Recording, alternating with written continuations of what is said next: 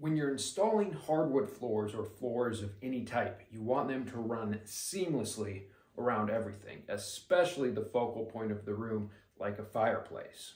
In this video, we're going to show you how we got the floors tight with the fireplace on a recent install. Now, if you're lucky, maybe your builder set the stone at the right height to where you could already just tuck your flooring under and there's no problems, but chances are he did not. There are two methods you could use. One, you could hand scribe every board to where it fits snugly with no gaps against each stone. But if you are not a craftsman of the highest order, I would warn against this. Before you know it, there's going to be gaps appearing and you're going to be going to Lowe's looking for the colored caulk to fill them in. We undercut the fireplace whenever possible. To do this, we need either an undercut saw or an oscillating saw with a lot of blades. If you're going to use the oscillating saw, I hope you have nothing to do anytime soon because it's going to take forever. We use a Crane undercut saw. Crane is the gold standard for unique flooring tools.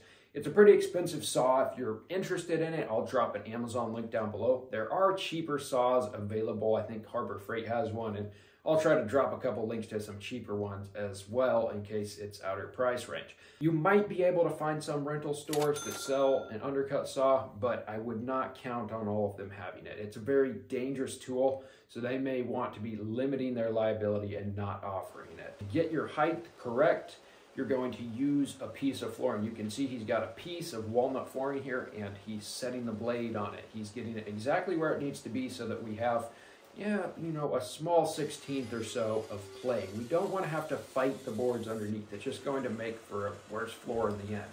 This is optional, but I would highly recommend a HEPA vac and a dust shroud. You can see we've got a dust shroud here, and it has pretty good pickup, except for when we pop the breaker here and a little bit comes out. You're going to work slowly around the fireplace, and I want you to be aware of two things. One, if the saw kicks, I want it to kick away from you. So position your body to where you're not going to get hurt if the saw does kick. Two, you're going to need to change the angle of the saw as you go. It's only going to cut the deepest at one angle, and you're going to need to be altering that as you go with the stone to get it to cut as deep as possible. Now, it's not going to cut all the way through the stone in a lot of areas, and you're probably going to have to come back through and chip the stone off.